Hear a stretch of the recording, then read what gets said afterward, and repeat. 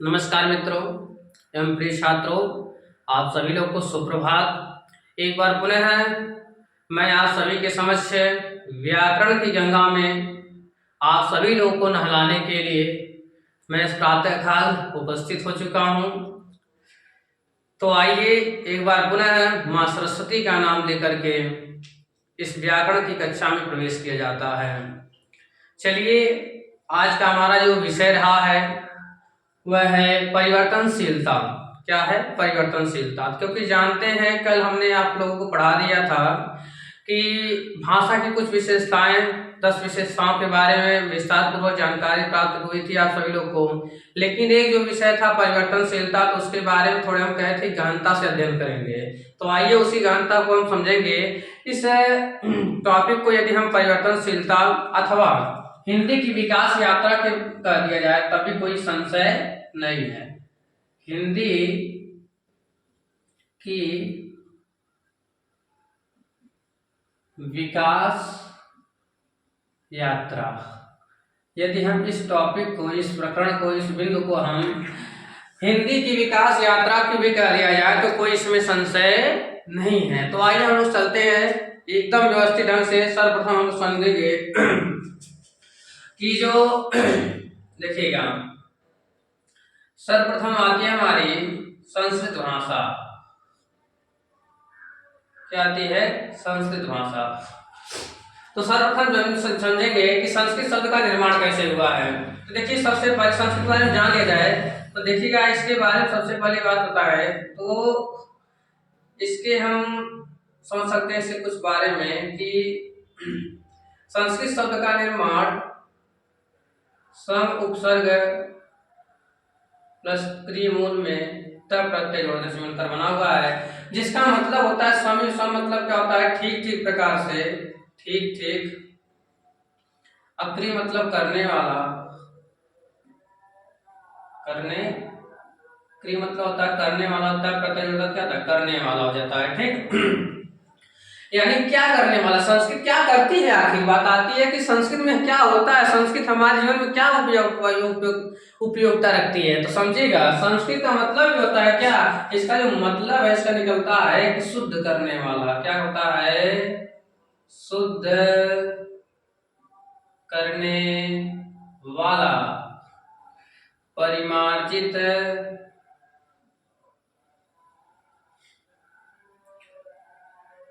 करने वाला, परिमार्जित करने वाला।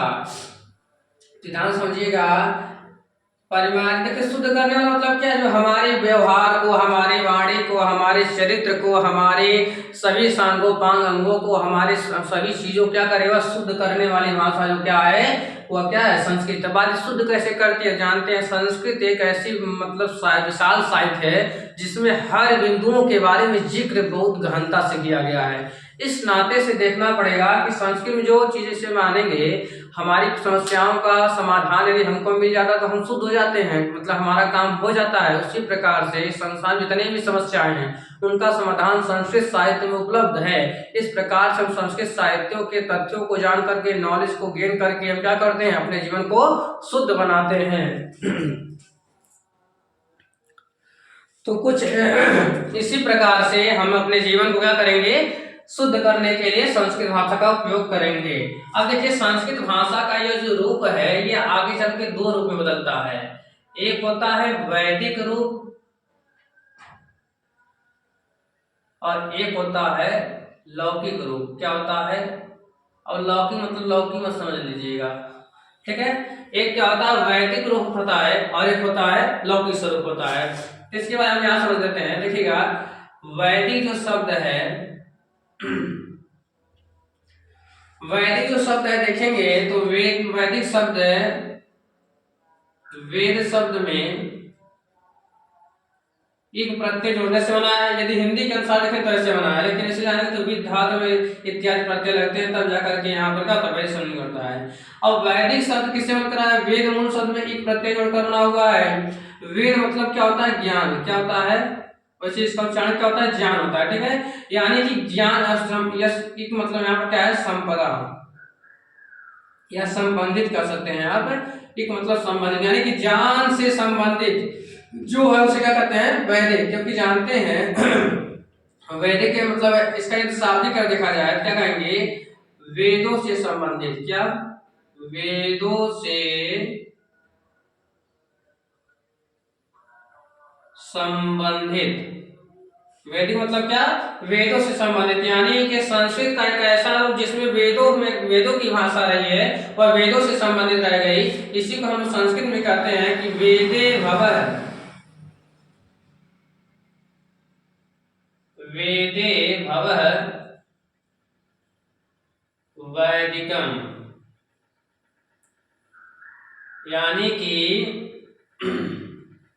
जो वेदों की भाषा में रह चुकी है, जो संस्कृत वेदों की भाषा में प्रादुर्भवित हुई है, जो लिखित हुई है, उन्हें हम क्या कहेंगे, वैदिक भाषा कहेंगे। अब देखिएगा वैदिक भाषा हो गया, और वैदिक भाषा में बहुत सारे चारों वेद, छह वेदांग इत्यादि जितने भी वेद वेदांग सांगोपांग जितने भी चीजें हैं, वेद हो गया, उसके अंग होंगे, उसके प्रत्यंग होंगे, उसके जो उपवेद हो गए इत्यादि जितने होंगे, सब कैसे भाग होंगे, वैदिक संस्कृत में आएंगे।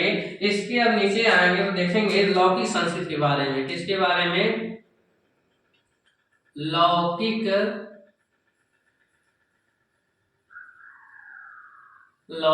संस्कृत। अब लौकिक संस्कृत मतलब जानते हैं ना, लौकिक मतलब क्या, देखेंगे तो यह शब्द बना किससे, लोक प्लस एक से मिलकर बना हुआ है। किससे मिलकर बना हुआ है, लोक प्लस एक से मिलकर बना हुआ है। और लोक मतलब क्या, संसार। लोक मतलब क्या, संसार। और संसार मतलब क्या, व्यवहार।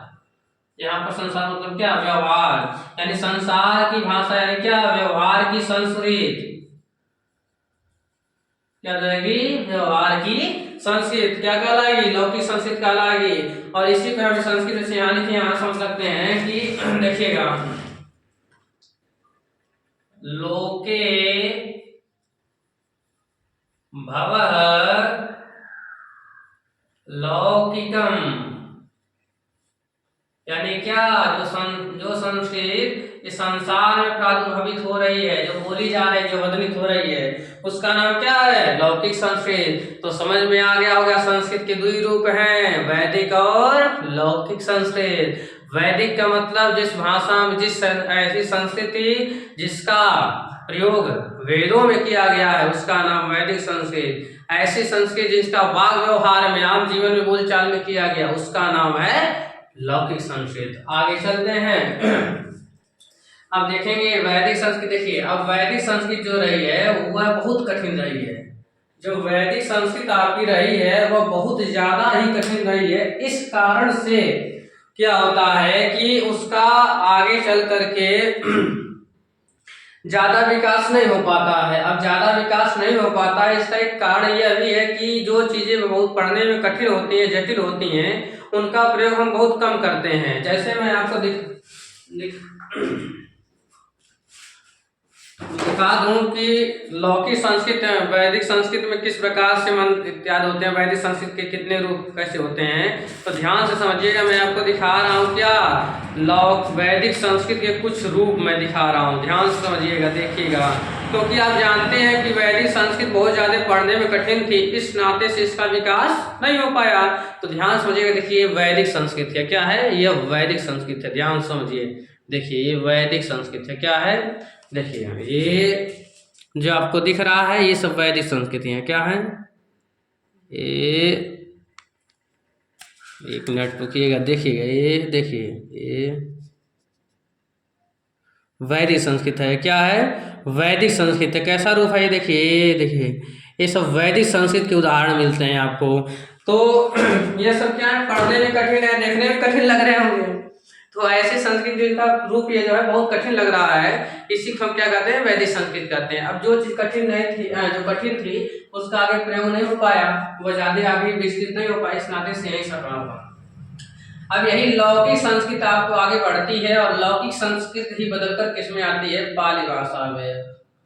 किस भाषा में आती है, पाली भाषा में। किस में आती है, पाली भाषा में। अब जानते हैं पाली भाषा ही पाली भाषा के बारे में थोड़ी बहुत और जानकारी लेंगे, लेकिन इससे पहले जान लीजिए पाली भाषा की बात करता है प्राकृत भाषा। क्या आता है, प्राकृत भाषा। प्राकृत भाषा के बाद क्या आता है? अपभ्रंश। क्या आता है?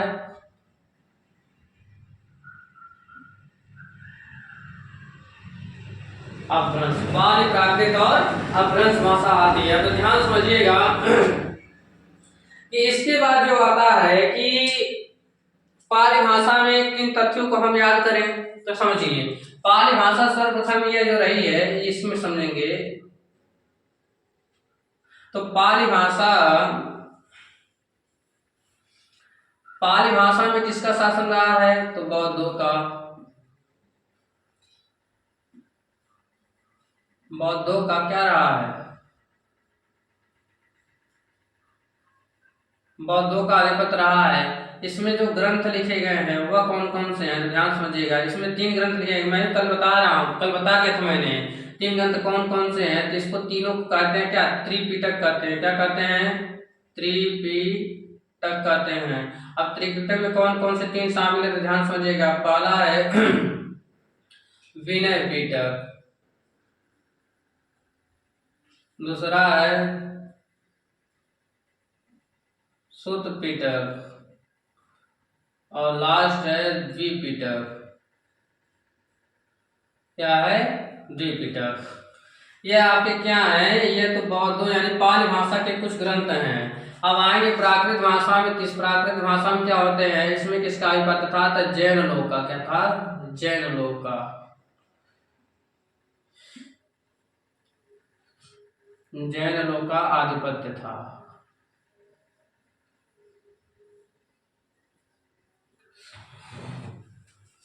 क्या था? जैन लोग का आधिपत्य था। तो समझिएगा कि इसी भाषा को आगे बढ़ाते हुए हम लोगों ने आगे कुछ भी चीजें पढ़े थे, उसको हम समझ सकते हैं कि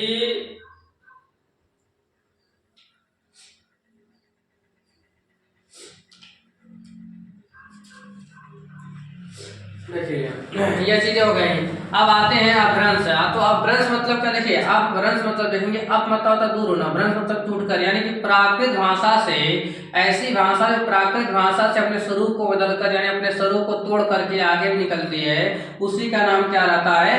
अपभ्रंश रहता है। क्या रहता है? अपभ्रंश रहता है। क्या रहता है? अपभ्रंश। तो देखिए, और अपभ्रंश से ही अब तमाम प्रकार की भाषाएं निकल जाती हैं, इस हमारी हिंदी भी निकलती है।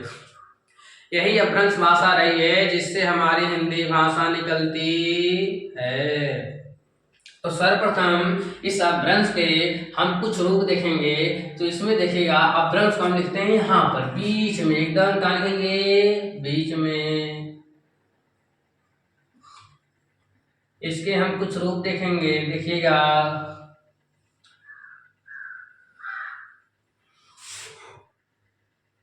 पहला है सौरसेनी।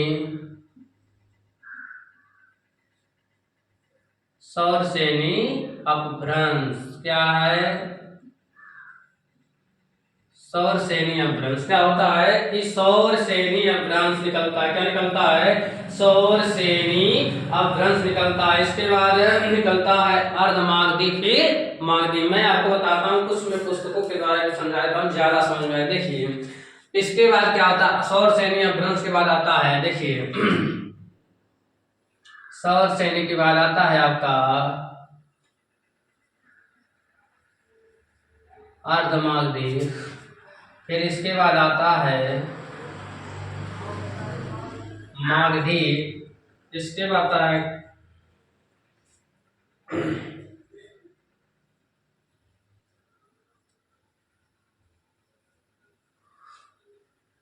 और इसके बाद आता है महाराष्ट्री। क्या आता है? महाराष्ट्री। और सारे भी हैं लेकिन मैं इतना ही बताऊंगा क्योंकि अभी जब साहित्य पढ़ाऊंगा, हिंदी साहित्य का विकास, तो उसमें इसको फिर जिक्र करना पड़ेगा हमें। इस नाते से जो तो आपके लिए व्याकरण कक्षा में महत्वपूर्ण थोड़ा बहुत है उसको मैं बता देता हूँ। अब देखेंगे तो सौरसेनी अपभ्रंश के भी 3 रूप चलते हैं।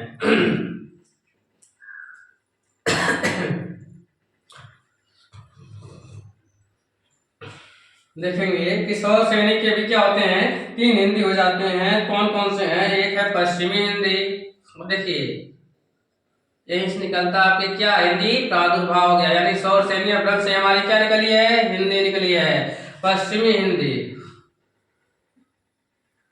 और दूसरा है पहाड़ी हिंदी, क्या है, पहाड़ी हिंदी। और अगला है राजस्थानी हिंदी, क्या है, राजस्थानी हिंदी है ना, क्या है, राजस्थानी हिंदी है। अब देखिए पश्चिम, अब इस देखिए ये सब भाषाएं हैं, क्या है, सब भाषाएं हैं। अब इसमें क्या निकली है, इसी में से कुछ बोलियां भी निकली हैं। जैसे देखेंगे तो भाषा क्या होता है, इसमें से कुछ बोलियां निकली, इसमें से भी निकली हुई हैं, और इसमें से भी कुछ बोली निकली हुई हैं। ध्यान समझिए, पहले बात मैं समझा दूं कि जो भाषा होता है उसका क्षेत्र क्या नाम है, सीमित होता है, लेकिन क्या नाम है, वो बहुत बृहद स्तर पर सीमित होता है। लेकिन जो बोली होती है वो कुछ स्थानों पर ही बोली जाती है। जैसे देखेंगे देहाती, जैसे पूरा यूपी है, यूपी में देखेंगे सबसे पहले हिंदी बोली जाती है। अब हिंदी में बहुत सारे पशुगावा भाषा होता है, फिर क्या नाम है, देवरिया साइड में जो बोले जाते हैं इत्यादि, अनेक अनेक भाषाएं नहीं है वो, अपितु वो बोलियां है, क्या है अपितु वह बोलियां हैं जो कर सकते हैं बड़े सीमित क्षेत्र में, यानी कि बहुत बड़े क्षेत्र में के अंतर्गत जो छोटी छोटी भाषाएं हैं, उस छोटी छोटी भाषाओं का नाम क्या होता है, बोली होता है। यानी कि भाषा बृहद स्तर पर सीमित है, लेकिन जो आपकी बोली है वह छोटे स्तर पर सीमित होती है, ठीक। तो पश्चिमी हिंदी में भी कुछ बोलियां आई, पहाड़ी हिंदी में भी कुछ बोलियां आई, और राजस्थानी हिंदी में भी कुछ बोलियां आती हैं। देखिए इसमें से मैं कुछ लिखता हूँ, देखिएगा इसमें से कौन कौन सी आती हैं। तो इसी में आती है क्या, आपकी ब्रज आती है, क्या आती है, ब्रज आती है। इसी में आती है आपकी खड़ी बोली, क्या आती है, खड़ी बोली, खड़ी बोली हो गया। बुंदेली हो गया, क्या हो गया, बुंदेली हो गया। और कन्नौजी हो गया। ये सब क्या है आपके, तो ये सब आपके पश्चिमी हिंदी के क्या हैं, ये सब पश्चिमी हिंदी के क्या है, आपके बोलियां हैं, क्या है, बोलियां हैं। अब देखिए पश्चिमी पहाड़ी हिंदी में क्या होता है, तो पहाड़ी हिंदी देखेंगे तो पश्चिमी पहाड़ी, पश्चिमी पहाड़ी हिंदी होता है। इसमें क्या होता है, पश्चिमी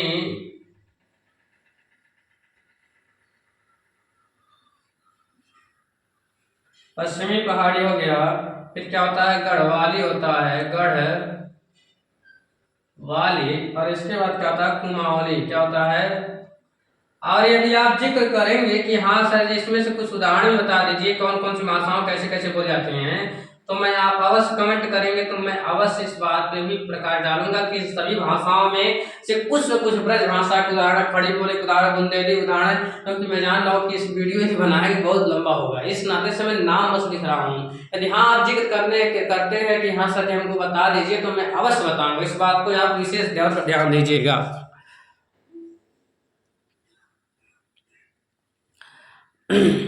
ठीक है, तो आगे चलते हैं। देखिएगा जो वीडियो है थोड़ा फ्रेम कर जाएगा तो कोई दिक्कत नहीं है, कुछ जैसे लिखने वाला सिस्टम है तो एक जगह स्क्रीन शॉट आप ले लीजिएगा तो समझ में आ जाएगा। जो चीज़ें हैं थोड़ी बहुत यदि क्या नाम बफरिंग होती है तो उसको ध्यान में दीजिएगा। और जो राजस्थानी हिंदी होती है उसी में आती है क्या, आपकी आएगी इसमें अवधी भाषा, क्या आएगी, जिसमें रामचरितमानस लिखा गया है। जैसे बंदव गुरुपद पदुम परागा, सुने होंगे कि मंगल भवन मंगल हारी, द्रवहु सुदशरथ अजिर बिहारी। ये सब क्या है, आपके अवधी भाषा के उदाहरण हैं। किस भाषा के उदाहरण हैं, अवधी भाषा के उदाहरण हैं। तो जैसे इसको मैंने बताया ना, ऐसे सारे को बता सकते हैं, लेकिन आप जिक्र करेंगे तो हम बताएंगे, लेकिन अभी नहीं। यदि आप अभी जिक्र करेंगे तो अगले वीडियो में आपको दे दिया जाए, कमेंट करेंगे तो, नहीं तो हिंदी साहित्य की कक्षा में एक बार पुनः आपसे इसी चीज की मुलाकात होगी, ठीक। अब देखेंगे, ध्यान समझिए। अच्छा ये देखिएगा, अवधी भाषा में ये चीज नहीं है, देखना बेटा, ये थोड़ा सा मिस्टेक हो गया है कि इसमें देखेंगे तो ये भाषा नहीं आती। इसमें क्या आता है आपका, देखिएगा मारवाड़ी आता है, मारवाड़ी, मेवाड़ी और मारवाड़ी, मेवाती और क्या आता है, बागड़ी आता है। क्या आता है? बागड़ी आता है। अब देखेंगे अर्धमागधी में क्या होता है। देखिए, ये आपने समझ लिया कि ये पश्चिमी हिंदी हो गया। क्या हो गया? पश्चिमी हिंदी हो गया। अब यहीं से निकलता है कि अर्धमागधी से निकलता है आपका पूर्वी हिंदी का निकलता है। क्या निकलता है? पूर्वी हिंदी निकलता है। यह तो आपका पश्चिमी हिंदी हो गया। और यहाँ से क्या निकलता है? पूर्वी हिंदी निकलता है। और इसमें भी कुछ बोलियां हैं। क्या है? इसमें भी कुछ बोलियां हैं। और इसमें कुछ बोलियां हैं ना, तो मैं जो बोला अभी को, अवधी बघेली और छत्तीसगढ़ी, बघेली और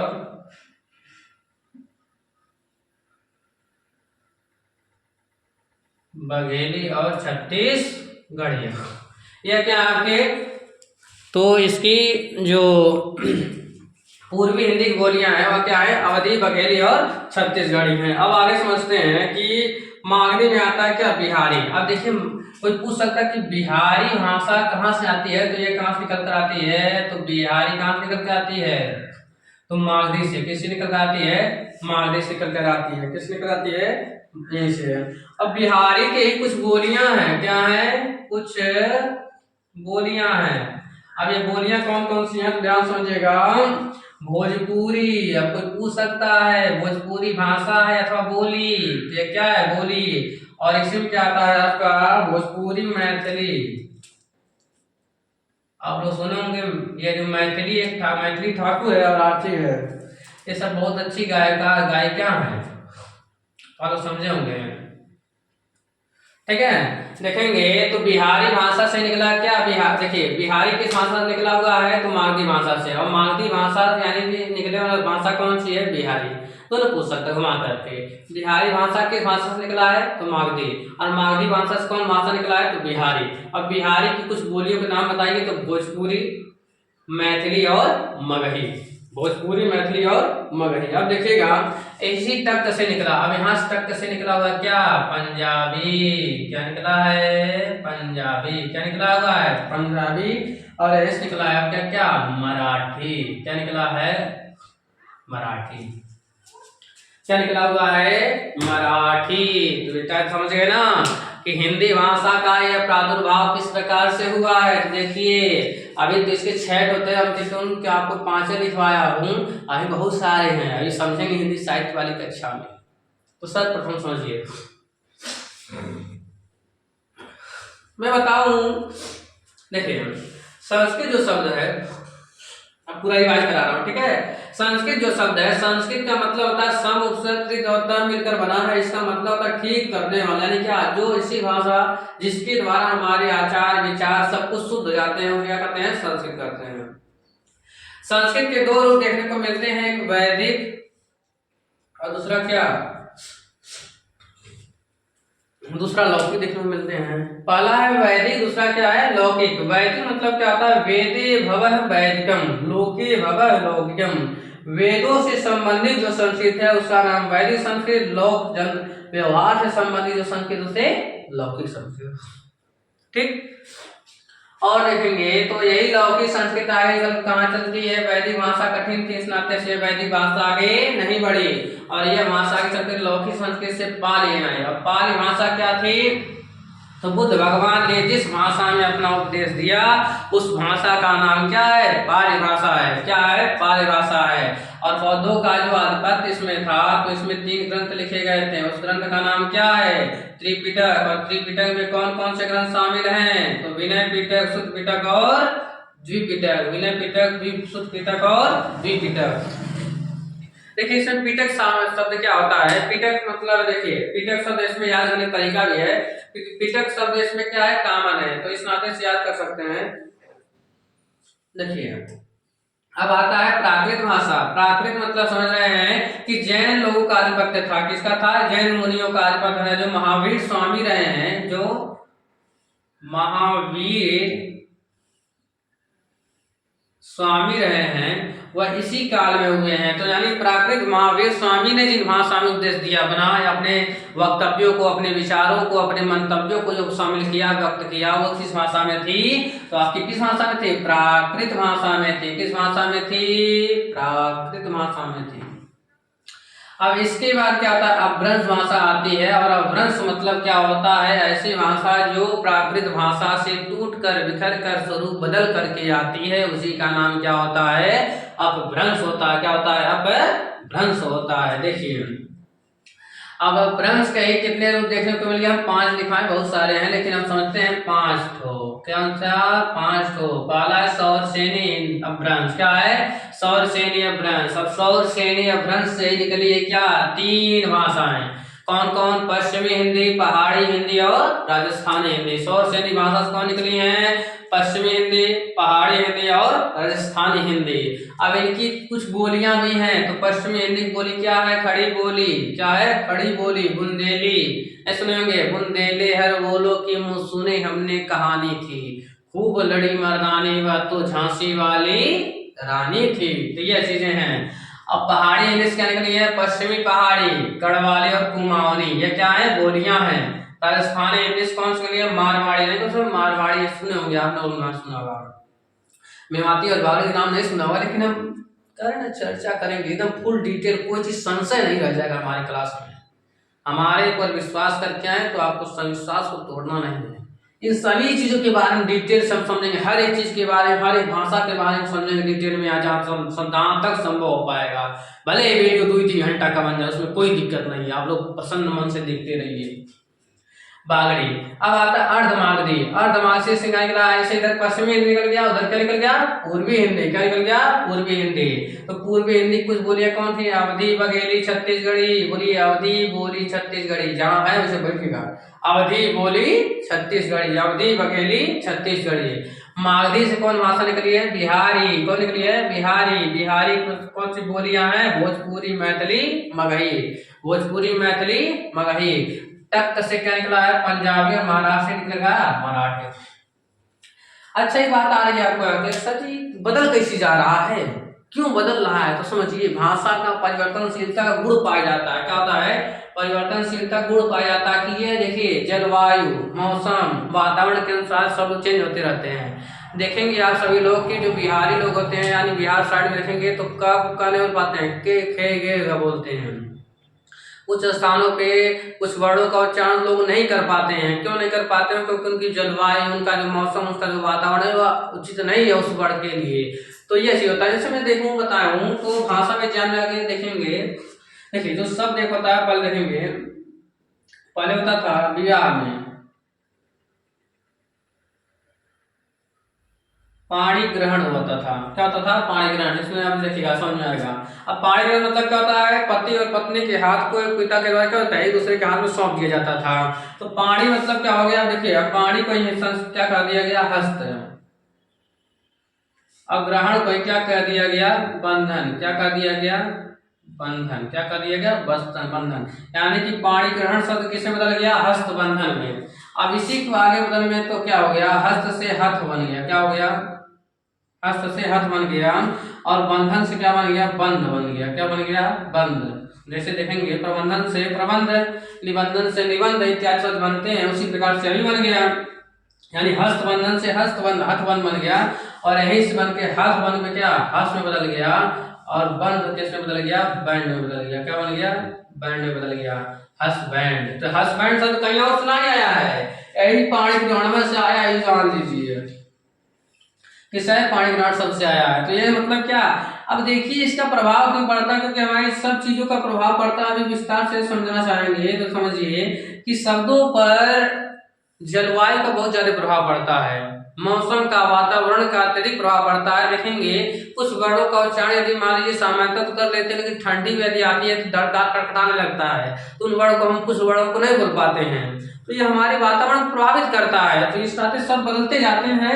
और जब शब्द बदलेंगे तो क्योंकि भाषा में शब्द नहीं होता है, तो शब्दों का चयन करना पड़ता है। तो जैसे शब्द बदलेगा, शब्द अपना रूप चेंज करेगा। कोई आएगा विद्वान, कहेगा ये अलग भाषा आ गया, ये क्या हो जाएगा? अलग भाषा हो जाएगा। तो अलग भाषा होने के कारण से अलग अलग भाषाओं का हमको अध्ययन करना पड़ता है। तो यही कह रहा है कि जो शब्द है वह अपने अकॉर्डिंग बदलता रहता है, जलवायु के अकॉर्डिंग। जैसे एक का शब्द मैं लिखता हूँ, देखिए पहले होता था कास्ट शब्द, क्या होता था कास्ट है, कास्ट मतलब क्या, लकड़ी। अब यही कास्ट में क्या हो गया, काठ बन गया, क्या बन गया, और काठ बन गया, और यही क्या बन गया, लकड़ी बन गया, क्या बन गया, लकड़ी बन गया, क्या बन गया, बदल गया। अब देखेंगे मातृ शब्द था पहले, मातृ मतलब क्या, माता कहते हैं, मदर जैसे कहते हैं, यही मातृ शब्द आगे बदल गया, माता बदल गया, क्या बना, माता। देखिए माँ का मातृ में तय दो हट गया, देखिए अब माँ से क्या बना, इधर से बन गया माँ, तय का द, और री क्या है, क्या क्या बन गया, मदर बन गया। यानी कि मातृ से माता, माता से क्या हो गया, मदर, क्या बन गया, मदर बन गया। तो ऐसे ही सब चलते हैं, ऐसे ही शब्द चला करते हैं। तो इस प्रकार से शब्दों की व्याख्या आगे से करेंगे, बहुत डिटेल में शब्दों की व्याख्या होगी, घबराइएगा मत। हर आपके दिमाग में जो भी संशय उठता है हिंदी व्याकरण से संबंधित सब कुछ पूछ दीजिए, कमेंट में आप एक बार अवश्य लिखिएगा कि हमारा संशय आपका क्या है। तो आज हमने समझा परिवेश विज्ञान के बारे में बात हो गई कि शब्द कैसे बदलता है, शब्द अपना रूप कैसे निकल लेता है। तो आज हमने पूरा समझ लिया कि भाषा परिवर्तनशीलता की व्याख्या, यानी कहें कि हिंदी की विकास यात्रा, हिंदी हमारे कैसे आई है अपने जनमानस में। तो समझ लीजिए कि सब कोई पूछे हिंदी भाषा किस भाषा से निकल कर आई है, देखिए पहली तो प्रियोरिटी किसकी रहेगी, सौर सैन्य अपभ्रंश की, किसकी रहेगी, सौर सैन्य अपभ्रंश की। यदि कोई ऐसी ऑप्शन में रहता है तब लिखाएंगे क्या, अपभ्रंश लिखेंगे, क्या लिखेंगे, अपभ्रंश लिखेंगे, ठीक। यानी पहली प्रायोरिटी हमें किसकी देनी पड़ेगी, सौर सैन्य, दूसरी प्रायोरिटी अपभ्रंश की, ठीक, ये चीज होंगी। तो आज के लिए बस इतना ही। एक बार पुनः आग्रह मैं करना चाहूंगा कि ये वीडियो बहुत ही विद्यार्थियों के लाभप्रद है, प्रतियोगी परीक्षाओं के लिए भी ये बहुत अधिक महत्वपूर्ण साबित होने वाली है। तो ये आप कहना तो नहीं चाहिए हमें, लेकिन मैं आपसे अनुरोध करता हूं कि मेरे प्रिय छात्रों इस वीडियो को अधिकाधिक प्रेषित करो, ताकि जनमानस में हिंदी व्याकरण की जो पुरानी रटने वाला जो विधा है ना वह समाप्त हो सके। क्योंकि मैं एक बार जान लीजिए, रटने वाला काम न किया हूं न कराऊंगा। इस नाते से जितना हो सके व्याकरण को हमने कंठस्थ दिमाग से किया जाएगा, तर्कों के समझेगा। लेकिन एक बात और जानिए, तर्क की सीमा नहीं होती है, तर्क बहुत ज्यादा होता है। खैर बहुत सारी बातें हम करने वाले हैं आपके साथ, लेकिन अब यहीं पर कक्षा को विराम देंगे। तो आगे आप सभी से अनुरोध है कि इस वीडियो को अधिकाधिक प्रेषित कीजिए, अपने मित्रों के सहपाठियों ग्रुप में इत्यादि में भेजिए। आज के लिए बस इतना ही। आप सभी को इस वीडियो तक अंत देखने के लिए बहुत बड़े तहे दिल से धन्यवाद आपका।